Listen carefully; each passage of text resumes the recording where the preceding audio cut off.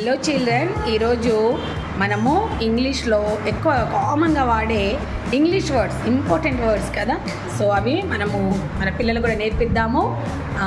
నేర్పించేంత వరకు ఫ్రెండ్స్, మీకు మా వీడియోస్ నచ్చితే లైక్ చేయండి, మా ఛానల్ని సబ్స్క్రైబ్ చేయండి. ఓకేనా? రైట్, స్టార్ట్ చేయండి. Important English words. The